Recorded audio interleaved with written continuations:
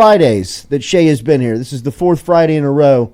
My man who was having a little bit of a problem finding the classroom there for a while seems Mr. Dixon. as dialed in as anyone here, heading into a little post-spring talk for LSU football. Shea, good morning. How are you? Hang on.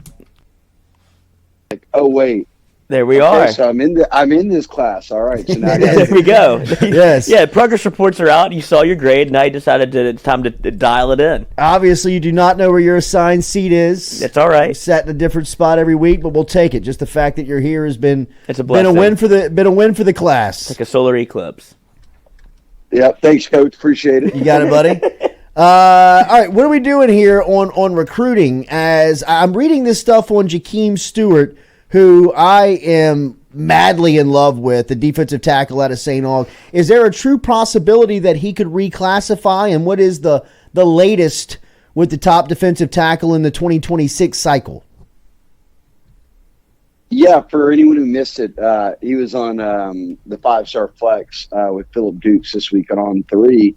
And very well spoken. You got to remember, this is a kid at St. Aug who is going into his junior year right now and has been dominant. He is the number 1 overall player in the country for next year. We talk about that for this class. That's Bryce Underwood, the number 1 overall prospect, already committed to LSU, right? Well, now you've got someone in your own backyard in New Orleans, in St. Aug, playing on the D-line, and he's ranked number 1 in the country. Obviously, by default, would be the number 1 D lineman.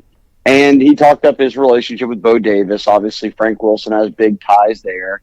He talked about Southern Cal being in the mix. He talked about a number of schools really that have kind of stood out as the who's who. I mean, everybody Jordy's offered him. Mm-hmm. I went and saw him play at Zachary. He was a man amongst boys. I mean, he is college ready right now. And Philip Duke, they got onto that topic. They broached that topic, being college ready right now. That was a message coaches had. So Philip asked him, hey, have you ever thought about reclassifying? And he said, look, I've talked about it. We've gone over it. But right now, much like myself, showing up every Friday at 8 o'clock, it's about the classroom.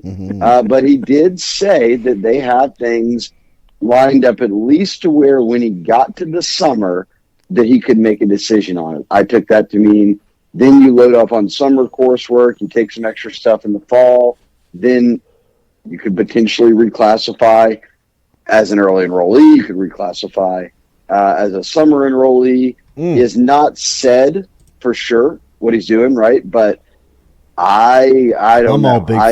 I'd be curious if this one doesn't pan out.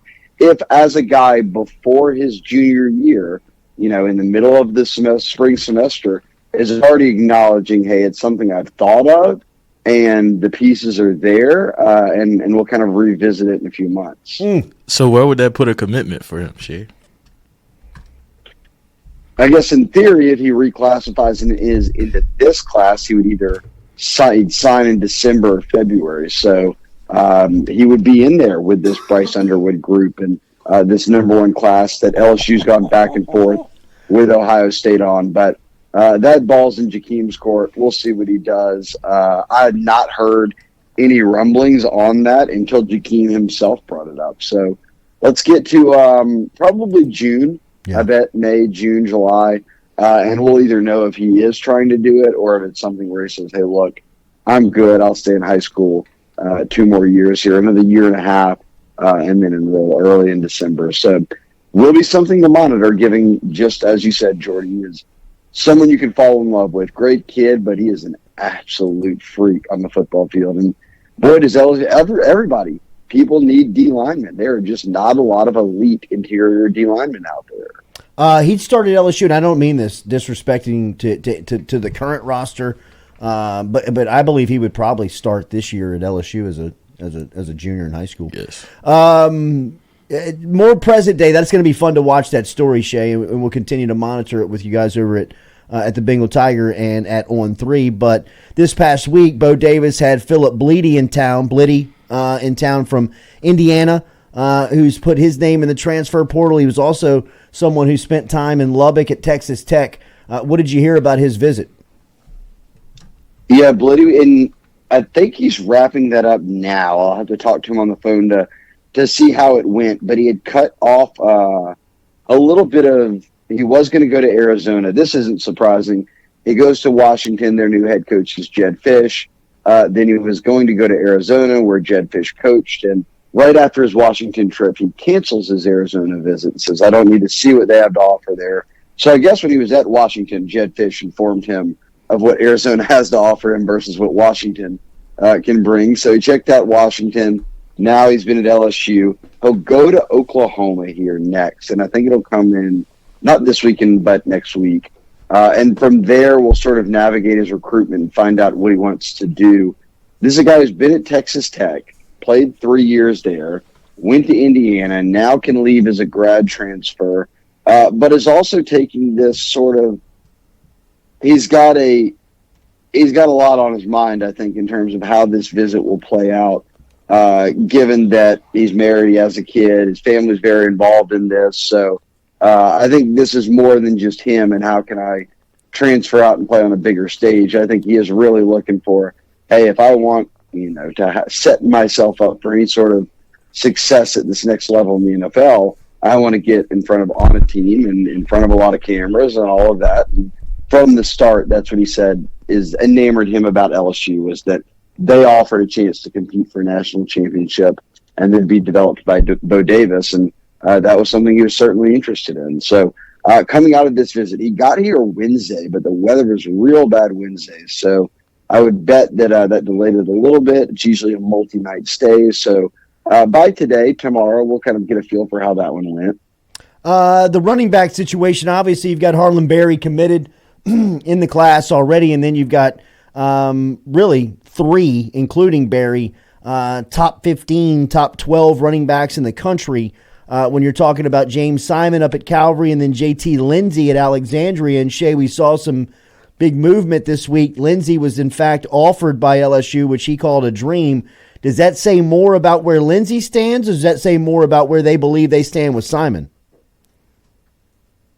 I think you have to make you have to make it about Lindsey first, right? I mean, yes, Simon is on this kind of world tour right now of 8 to 9 schools, and these are unofficial visits. So he's going to get done with this and then likely line up official visits and then take all of those. And we're talking about James Simon out of Calvary Baptist, North Louisiana, a guy that LSU's been on for a long time here.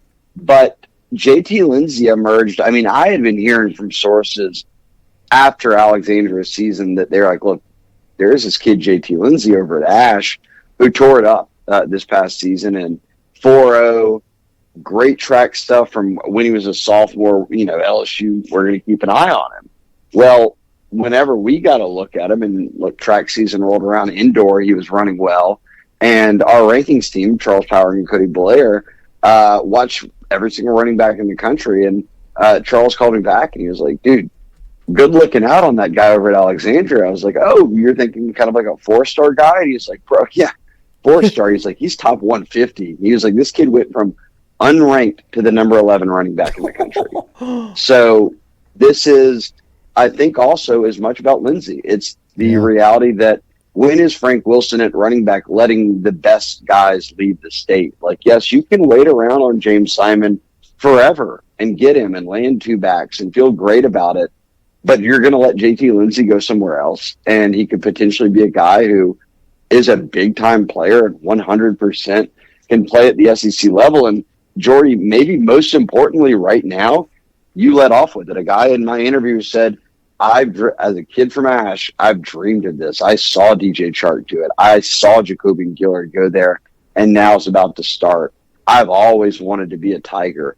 A kid who's saying that is a lot less likely to transfer out if he's not playing year 1 or year 2, and he sits in and develops and works on his body in this game, and you look up in year 3 and you're starting. If that kid's Corey Kiner from Ohio, he comes down here and actually plays in year 1 and then says, look, I'm a little homesick. The portal's open. I can transfer without any hesitation. I'm going back home. I'm going to Cincinnati. So I think the more they focus on these Louisiana kids who can play here, they're making their evals and they know, hey, look, this guy can play at the SEC at this level, go for it. And I don't think, for me, if I'm James Simon, I'm not letting it affect me. I know James Simon's attitude is, I'm the real deal. I mean, he's not going to be scared away by Harlem Berry. I don't think that JT Lindsey would either. Is it a lock that JT Lindsey ends up at LSU? I feel very, very good about that. James Simon, I don't know, because Simon is just taking a lot of visits, looking in a lot of directions. And the reality is, again, Frank is going to keep the best players at home.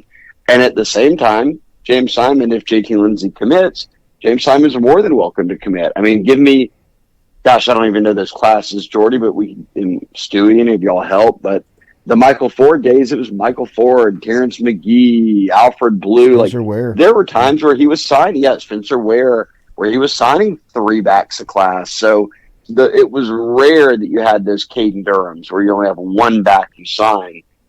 Frank's done this before, where he's kept 3 Louisiana guys at home. So I won't be surprised if JT Lindsey pops, and I also do not think it means that it's over for James Simon. Back to the defensive line, Shea. You guys have a good feature and a piece about a potential flip right now in the SEC with Bo Davis doing work. And Brian Kelly yesterday, Shea, was asked, I'd imagine you were in the room when he was asked about what attention are you paying to position groups outside of defensive line in the transfer portal, and he blatantly was like, none. I mean, that's the position that's getting all of our attention. What is the emphasis there? I know we talked about our big fella from Beatty. from St. Aug in Indiana, but what is the emphasis right now on defensive line, and how much work is Bo Davis and the crew chumming up? A lot of emphasis on D-line right now, and while they don't have any commitments yet, I think that's a little by design, I want to say, because Bo Davis gets here in mid-January. He's figuring out who he's got, what he's got, kind of watching film from them, from practice from a year ago or in games. You only return 2 scholarship interior defensive linemen. So he gets a feel for all that, and then he turns around and says, okay, let's build this board. Here's who we like. And they're at a spot now where I think they are kind of a good grip of guys they're recruiting. And we've seen a lot of heavy Texas influence. Like, he got Brandon Brown to commit to Texas. He's a guy that he's been pretty heavily after. Marion Charles, Dylan Battle, Jordan Crawford over in Alabama, there in South Mississippi, Maddox at Oak Grove, whose brother was a quarterback that signed with A&M, or maybe he actually signed with Ole Miss this past cycle in the end. Zion Williams, another kid out of Lufkin, who he had recruited heavily to Texas, and now has gotten to campus multiple times at LSU. And Buddy Mathis is out there. I mean, I could keep naming all of these guys who play defensive line, could play DT or nose, really fill a need. But I think one guy to watch, and we'll see this weekend, as someone you mentioned here at the start, Jeremiah McLeod, who is a Georgia native, but he's in Florida now in Havana, but committed to Mississippi State, and he committed to Mississippi State a few months ago. But right after he committed, LSU offered with Bo Davis. Florida came in and offered with Gerald Chapman, who had previously been on staff at LSU as an assistant D-line coach a few years back. And then Georgia jumped in the mix in March and with an offer. So the folks at the Mississippi State side said, hey, look, this is a kid who's probably going to reopen things. When he had committed to State, that was his big offer. Now he's got LSU, Georgia, Florida. Expect him to probably go take some visits, and don't be shocked if they'll open it back up. Well, here comes the visits. This weekend he will be at the spring game. That'll give him Saturday. I think he's told me he's going to do multiple days on campus, but do not be shocked if, much like Carius Kern, who I talked about before on the show, who was the number 1 player in Arkansas, O-lineman, he came down, spent 1 weekend at LSU. On Monday, he announces, hey, look, I'm decommitting from Arkansas, and I'm going to now take some visits, LSU being one of them. So I won't be surprised if McLeod, who is a big-time D lineman in this class, so I think whose ranking will continue to rise with all these teams that are on him, and he had a really good junior year, looks healthy again, that if he doesn't visit LSU and if all goes well, that he reopens his recruitment. And there was some hope that he would immediately commit, but just from talking to people around McLeod, I think that we could see him visit, reopen things, and then set some dates to say, hey, look, I'll come on an official visit for LSU, Florida, Georgia, and then make a decision from there. But I don't think we're too far off, Jordy, from at least starting to hear about Dion and getting into the class. Rapid fire on a couple of players. Defensive back out of Missouri City, Texas, Cade Phillips. What have you heard on him? Yeah, he was here this week. He came on Tuesday for practice, and that's been such a big thing for Brian Kelly, right? That very often they're trying to get guys in for practice so that they can get a look at kind of what each position group, the team, everything looks like. Then they go into film study with the team after practice, and I think in the minds of the staff, it just gives a recruit a lot better of a feel of a kind of day-to-day how it plays out if you end up going to LSU. So they've had kids in for not just these weekend scrimmages, but as I said, just midweek practices. Come over for the day, and he made the drive in from Texas.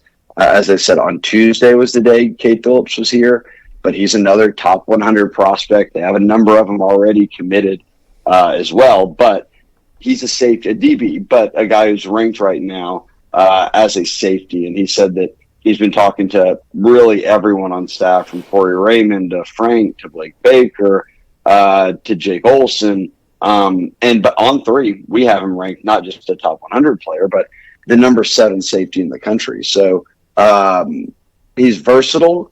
He's also talked about, he said, look, I'm real long and I run track. And look, when you get around a guy like Corey Raymond, he said, Corey pulled me right in and said, hey, you can play some corner, right?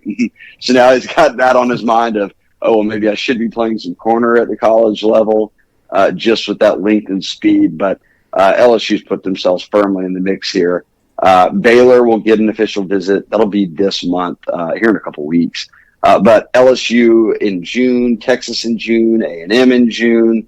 So I think it'll probably come down to LSU battling those 2 big in-state teams, both now in the SEC, for a guy like him who is one of the higher-ranked players in Texas, top 20 player in Texas on 3, and coming out of Hightower in Missouri City, which is a big school. So more often than I think the old Bama days with Saban, we're going to see LSU now, because they want to be active in East Texas, and they usually are. They're going to go head-to-head with A&M in Texas almost every single cycle for probably 50% or more of the guys that they end up getting.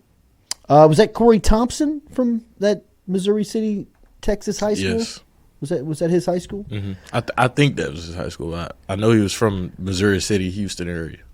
Shea, we've seen some people in your industry who cover recruiting talk about what the transfer portal is about to look like and how it's going to be wild here when it opens up this post-spring opening. We saw some news break yesterday of a former Louisiana or of a Louisiana native, a former Florida State now defensive back, Greedy Vance Jr., put his name into the portal. Any news on him, anything that you can remember out of his recruitment out of high school, on LSU being or having any chance there? And what are your expectations of the portal once it opens here in a couple of days? Yeah, LSU, I mean, Greedy Vance was very well known in Louisiana when he was in high school, because he was a top 20, 25 player of the state and had been around LSU a good bit. But ultimately, Florida State was kind of one of his really big offers, and he jumped on it. And look, he has spent a number of years there. He was in the 2020 class, maybe 2020, 2021. So he's been in Tallahassee for a while now. I had heard rumblings that he might have entered last year, but he didn't. He ended up staying. I think for LSU, it's, do you need a nickel type corner? And really, if you're trusting Brian Kelly, the answer would be no. That they're really just focused on DTs. I'm not going to rule them out. I talked to some sources that said, look, they're going to evaluate everyone that comes through the portal, and even more so when you're a Louisiana guy and you're from New Orleans and the staff already knows you. Like, you're going to get put under the microscope. They're going to feel it out. I just still think it's one of those things where people will say, well, she doesn't have any corners. Well, that's not true. They have like 20 of them. They just don't. We just don't know who is going to end up starting and what the depth will look like. If they feel like they're in a position where they don't have enough depth, they don't feel like they can put guys in position to where they'll be solid at corner come fall, then maybe they go after a guy like Greedy Vance. We'll see. I'm not ruling it out. But I do believe Brian Kelly and look, we can all look at it. Look at the roster. You don't have to go to practice. Just Google the roster and look who's on scholarship. When you only have 2 scholarship players at a position like D tackle, which takes up 2 spots in this scheme, whether it's a nose or just 2 tackles, if you only have 2 returning scholarship players and you're converting an O lineman, you're taking a JUCO guy, and a former walk-on in Preston Hickey's getting second-team reps, that's the position you've got to address. So I can understand why Brian Kelly would say, hey, look, first and foremost, D tackle. That's where I don't see another position right now where I would have to run out and say, we got to get help with that position. Now, let's see how this spring portal window plays out, because I tell you right now, they don't need any DB corners. Well, what if 2 corners, 3 corners that think, hey, look, I'm a backup, I'm not playing, or I don't feel like I'm in the mix? What if they all hit the portal? Well, now you're down to where you're fighting that depth again, and maybe you can make a move for a portal guy. That said, guys like Greedy Vance are older in their career, so they're certainly going to want to come in and compete right away to play or to start. So you balance all those things, and I do think this will be the wildest spring portal. And look, we've only been around the portal for a little while now, a few years, but this will be the wildest spring portal because it's the first time they're allowing underclassmen to transfer without hesitation, no problem, but also do it twice with no issues. So we've seen kids right now, who I've seen 3, 4 total, who signed in December, went to campus, and already were like, I'm done. I'm entering the portal for the spring window, and I'll be out of here, and I didn't even spend a semester at the college. So, and they won't have to sit out. So from that kind of perspective, yes, it'll be wild. I'll also trust a Louisiana native here, old Kinder High's finest at quarterback, turned the GOAT, Hayes Fawcett, who pretty much breaks every football edit commitment that's out there. Whenever he puts out multiple times and says, hey, look, buckle in, like what's about to happen and the names you're about to see at the portal are wild, I'll trust him because he knows. He's just, what makes him great at his job, he's not telling anybody what those names are. So I'll believe him here, and what a lot of people are saying that, and it may not even be LSU related, but boy, there will be names hitting the portal that we're just not used to seeing. Guys who are already starting at places are going to be in the portal because they can say, look, I can go to that school instead and start, so why don't I just do that? And that's not something we've experienced before. You can also use it for leverage on an NIL deal, it's just... Well, that's when you just said, I know a lot of coaches who said, hey, look, if a kid tells us he's going in the portal and then says, but I won't, if you do this, we're... Yeah. Son, the computer's open. Log in right there. That's right. How you put your name in the portal. Right. Go ahead and press submit. So I think look, Jordy, that's real. Coaches are fighting that. Is we don't want kids coming in here and saying, I'm in the portal, but I'll come back for this. No, we have those, as we've talked about it on the show before. Brian Kelly's kind of said it openly, as all those conversations are had with LSU before you go into the portal. Once you're in the portal, we're not recruiting you anymore. That's on the other team. So if you come to the coaches and say, hey, look, this is how I'm feeling, this is kind of where I'm at, that's when all those talks are happening. It's not once you hit the portal. But not every team's as fortunate as LSU, and there's a lot of coaches out there who kind of are battling that, where kids enter and then say, kind of dangle the carrot of, do you want me or do you not? And you kind of have to play the game at a lot of schools. I just don't think LSU's one of them. Shea, last one, we'll get you out of here. Anything you're looking forward to in tomorrow's spring game? I don't know how much of a game it'll be, right? Situational stuff. I don't even know how they said they're keeping kind of points like they did last year, which makes it for an odd affair. I know it's always fun to watch offense, and certainly I'd like to see how some of these new guys look. But I want to see how the defense looks, and especially DB. I want to see Jordy Gilbert. I want to see Sage Ryan back at safety, how Major Burns looks at this new star position, and then what Ashton Stamps looks like, and PJ Woodland, and all of these guys who are getting some reps. They're young at corner, because for me, that's the biggest question, right? Like, you had the 113th worst defense, and Brian Kelly, you decided to fire, and I don't think anybody disagreed with him, but everybody that coached on defense, and you went out and made all new hires, and the expectation is, can you get to the number 60 defense? Like, can you cut that in half? I don't need the best in the country. Like, get me some improvement. I think we can start to see signs of that from Blake Baker and company this weekend, just kind of how they run around, who they've got personnel wise. So for me, and what I would call probably a spring game that the average fan would find somewhat boring, because it'll be a lot of situational stuff and not a full on like this team versus that team. I'm going to be watching the defense. I think that's by far the most important element.